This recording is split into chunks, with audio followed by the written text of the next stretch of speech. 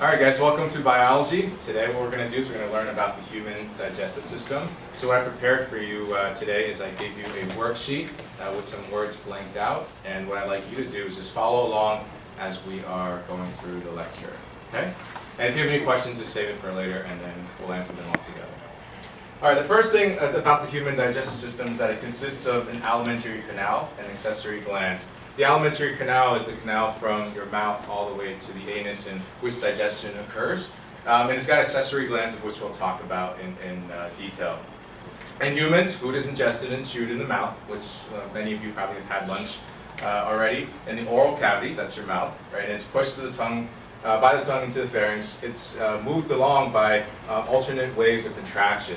And this is what we call peristalsis. So if you ever think about yourself holding a tube and squeezing it down, that's kind of what peristalsis is. It's kind of by the contraction and relaxation of the smooth muscles around the tube of your esophagus, and that's what we call peristalsis. Okay? And it's moved into and out of the stomach by sphincters. Sphincters are kind of like valves. They're control mechanisms. They open and close to allow food to come in and food to then leave. So that way, in many ways, your digestive system isn't just open the entire time, but it opens and closes at certain places in the digestive system.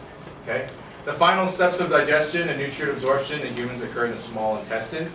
Your small intestines is very, very long. It's almost 30 feet long, and these intestines are so long to absorb all the nutrients that you're eating, so that all the food that we're eating doesn't just go straight to waste, but rather gets absorbed by the small intestines and carried around throughout the body. Okay? And undigested materials move through the large intestines. The feces are stored, and then the rectum, and then expelled out the anus. It's the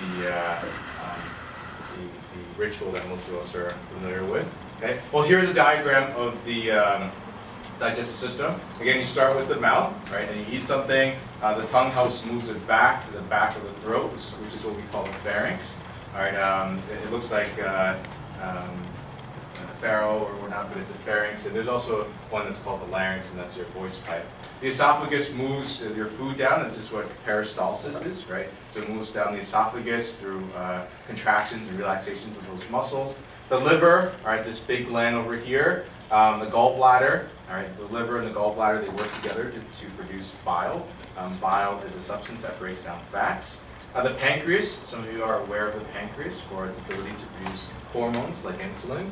All right, and then small intestines, this was at the 30 feet of tubes that absorb the nutrients in your food.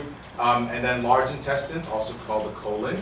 Right, and here is where, in essence, your poop is stored, and then rectum and anus, and this is where your poop is then expelled.